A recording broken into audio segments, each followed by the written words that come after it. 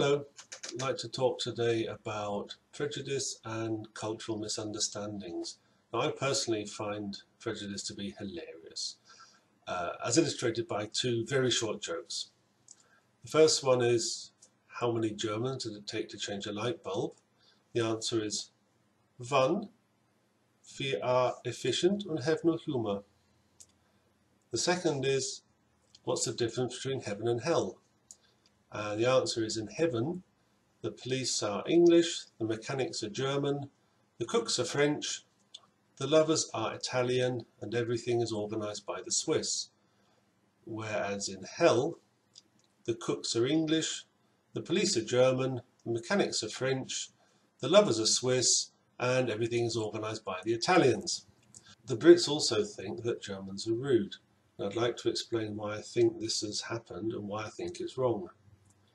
Firstly, the German language sounds quite harsh to an English ear.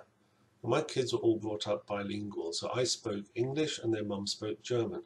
When the eldest son was about 3, we went to visit my mum. And after breakfast one day, she said to me, what did he do at the table that was so bad? And I was like, didn't do anything. Well, why are you asking? She said, well, she was giving him such a hard time. And actually, she was asking him, do you want jam or honey on your toast?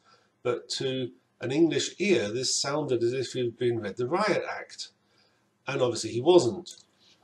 The other reason is that the English language equates politeness with an indirect voice, whereas the German language has evolved to use a more direct imperative voice. Now, at the breakfast table, the German would turn to another German and say, give me die Butter. And there's no hint of being commanding or arrogant or rude in it. It's just the way it's used.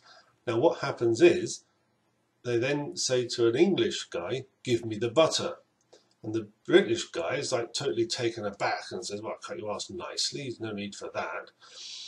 Now, the converse is the Brit wouldn't say, give me the butter, that's far too direct. He'd use an indirect way, and the more indirection, the more polite. So he would probably say something along the lines of, oh, I say, old chap, I'm awfully sorry to bother you. I wondered, would you be so kind as maybe if you see your way clear to possibly passing the butter, please?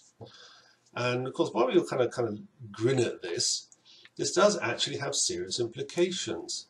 For example, a German might send in a mail to a Brit, the report must be finished by Friday, and it's meant in a perfectly polite, friendly way.